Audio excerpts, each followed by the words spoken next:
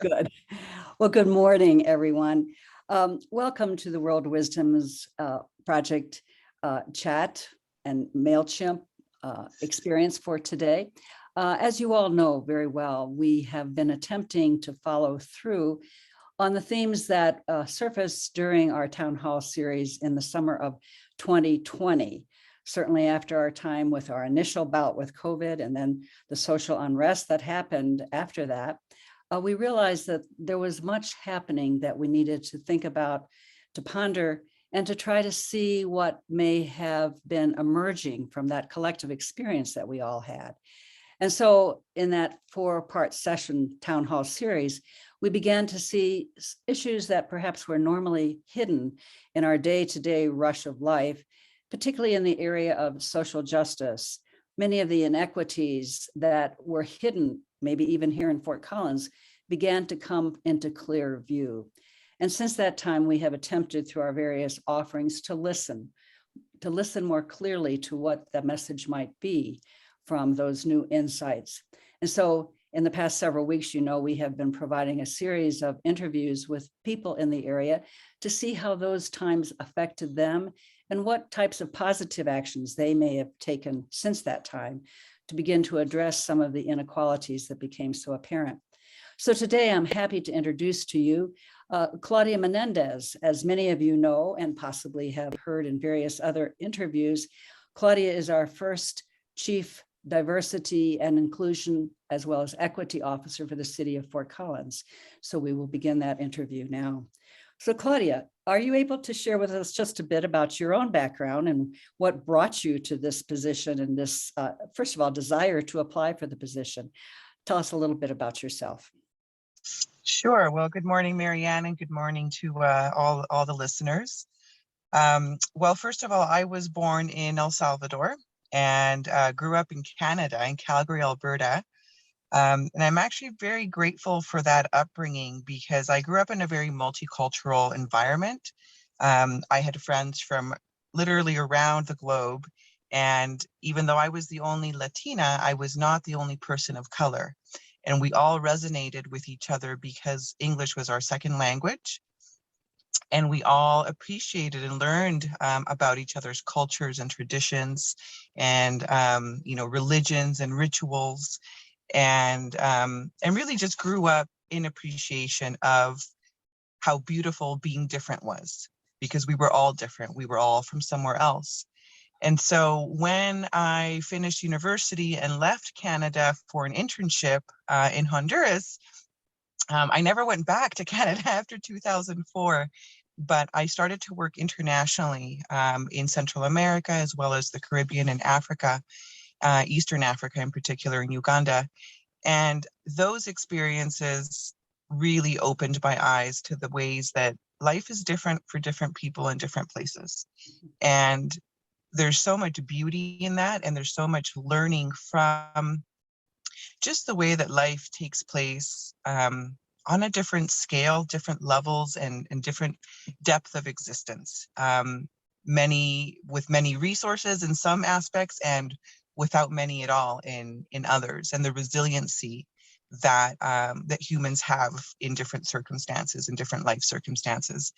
And so, you kind of snowball all of that and transport me to Fort Collins in 2009. And we came here because of a nonprofit called Trees, Water, and People. And Trees, Water, and People has been around for, I think they're on to 22 years. And my husband was working for them. And so an opportunity arose for us to be working from Fort Collins and managing the international projects for them from this base, from the Fort Collins main office. And so we kind of moved here very suddenly.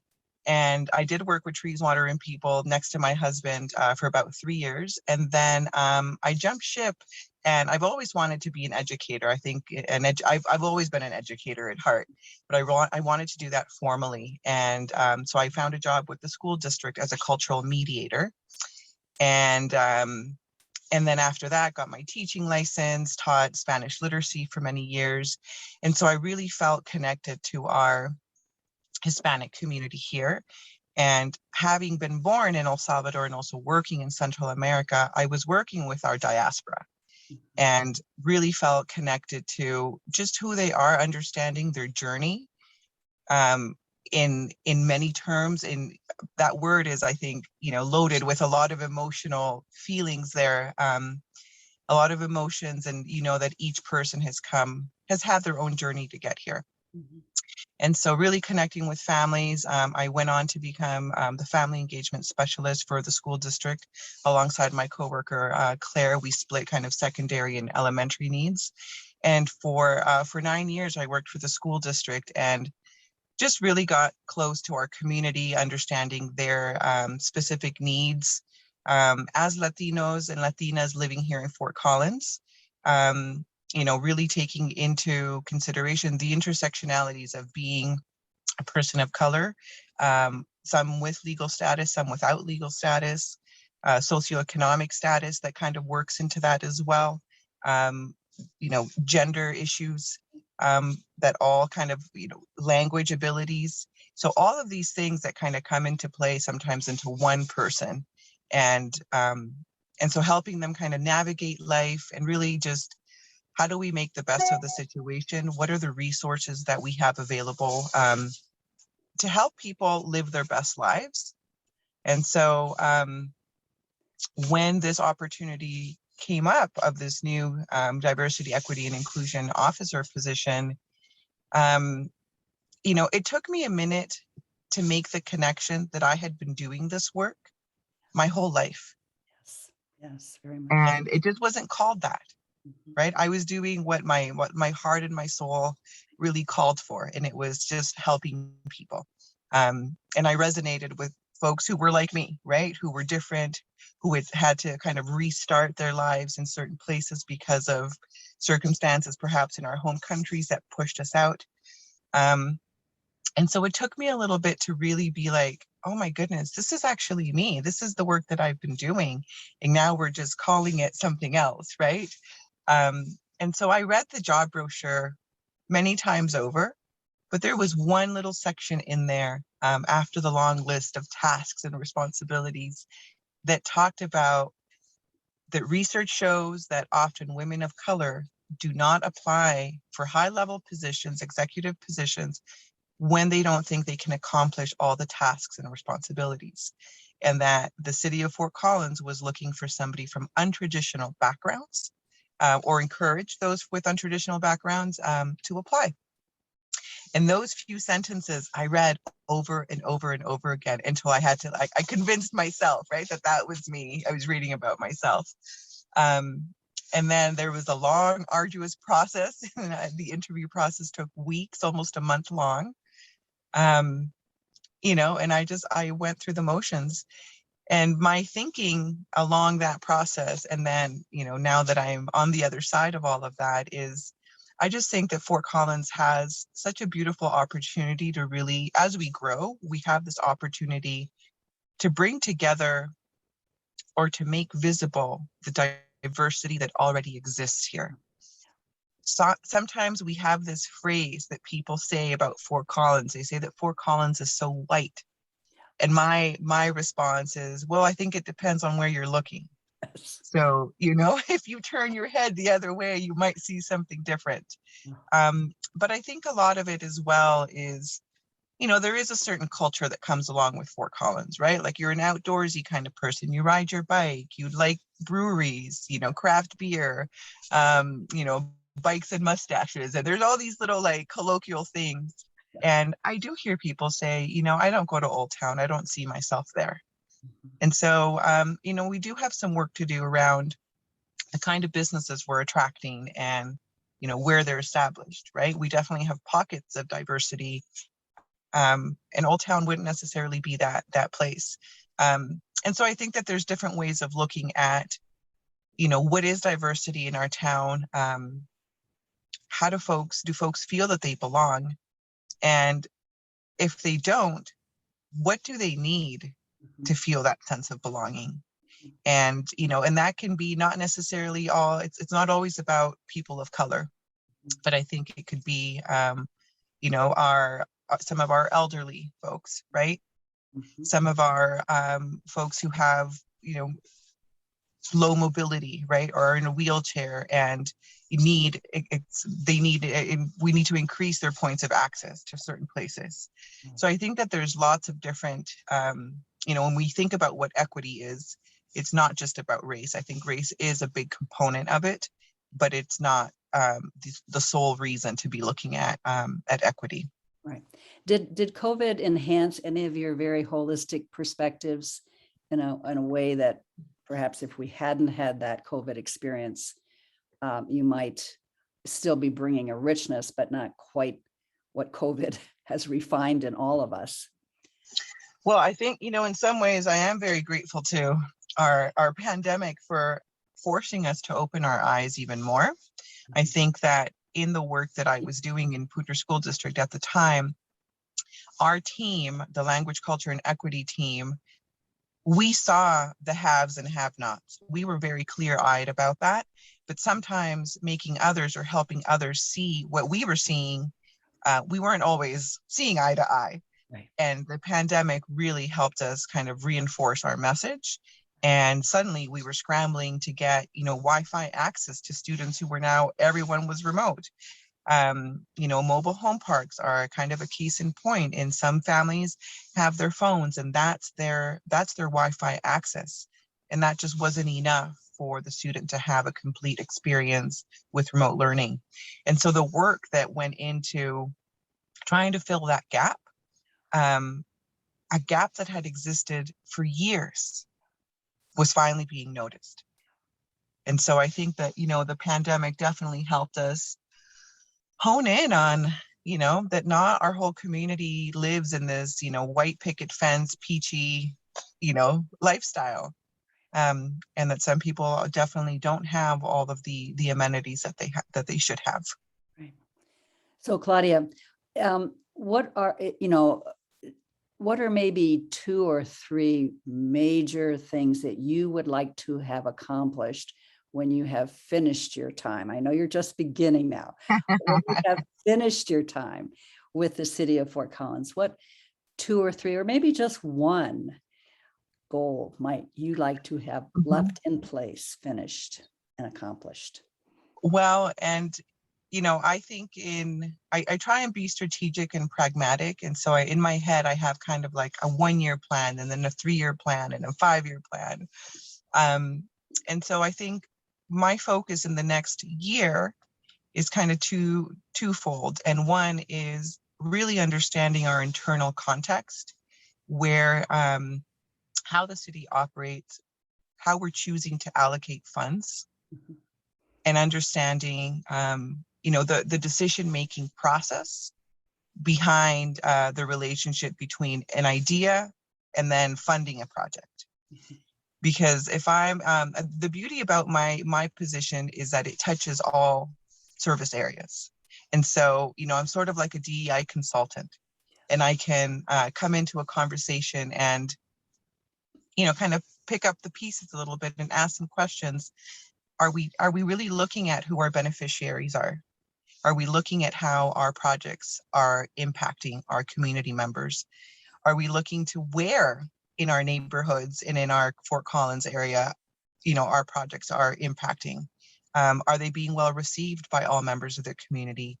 Are we analyzing the points of access for everyone across the board? And so just asking those questions to my peers and colleagues within our city organization is, for me, one of the goals that I have for us to reframe the way that we're approaching how we're idealizing these projects and then deciding to fund them. And luckily, there's a whole crew of folks who are equity minded and have already started this work. And so I think that we're well on our way. It's a matter of restructuring a few things. And I think, what we plant now, we're not going to see the fruits of our labor for at least 5 years. And so I think that that's something, sometimes you need to go slow in order to go fast. And we keep repeating this to ourselves. And so that's kind of one side of things, is the internal workings of the city, and really, we need to fine tune what we're doing internally. to see improvements or to see that needle move. And then on the other side is making sure that our community feels heard and giving them different avenues. I think there's already a lot going on in the community. Sometimes it's a matter of, does the city know, do our project leaders know what the community is up to, and vice versa? Sometimes there's a bit of a gap there. And, the city wants to do things that the community may already be doing, but they're just not aware. And so how do we, build those lines of communication so that there is more community engagement, and that it's not just, today we're going to ask the community about this piece, but there's more of a fluid contact and different contact points. I think the community knows exactly what it needs. And so we have nonprofits that are out there doing that work, right? And getting that message out there. And so we need mechanisms that support the nonprofits, because our local government is not the one doing all the work, right? We're seeing those ideas and creating projects so that the work can be done. So then I think that we need to be realistic about who is doing the work, and really have clear mechanisms where they feel supported, they feel heard. And by, supported is also financial support. I think particularly about some of our youth programming. K-5 tends to be well taken care of, but I think as soon as kids hit middle school, they don't have a lot of supports. And so who's capable of creating those supports outside of the school district? Who's already doing some of these things where we can channel some of our resources to help them, deepen their projects. So I think there's, it's a lot of weaving. I consider myself to be almost like a convener, a mediator, really helping folks connect those dots internally and externally. And what I would like to see is that there is less of a separation between what the city does and what the community is doing, so that we really see this kind of overlap of services. Right. So in our closing moments here, I wonder if you could extend possibly one concrete way that perhaps people who are listening to you today could connect with you in this amazing work of trying to bring about a more racially equitable and across the board equitable community. What is one way? Is there a communication tool that people could hook into from you or from the city in general? Or is there an action, a telephone number, something that will allow this community interweaving to occur? Yeah, definitely. Well, I think, soon there will be a DEI landing page, because right now equity is kind of across the city. If you Google that. So there will be a diversity, equity, and inclusion landing page in the coming months. It doesn't exist yet, but we need that, right? We need one place to channel our ideas and comments. For now, my number is 970-232-0512. My email address is cmenendez@fcgov.com. I welcome your comments, your questions.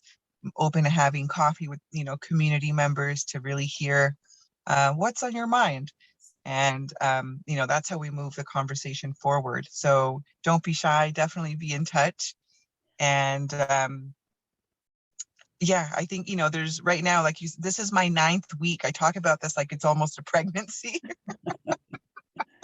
Actually, this is the beginning of my 10th week. So things are still very new.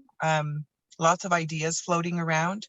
But I think that we're slowly just going to be, we're going to feel that there's more of a concrete, consolidated effort. And, we'll start to sense it and feel it. So I welcome your participation in that process. Well, thank you so much, Claudia, for taking time to be with us this morning.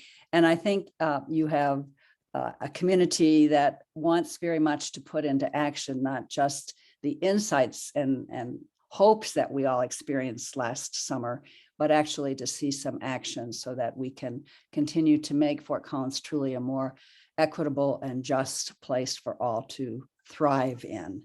So again, I thank you on behalf of World Wisdoms, and we pledge our support to you to continue in these efforts. Blessings on this next 9 months or however long it is going to be to bring this dream of yours to fruition. Thanks again. Thank you so much. Thank you, Have a very- Marianne. Have a very good day. Thank you. All right. Thank you very much.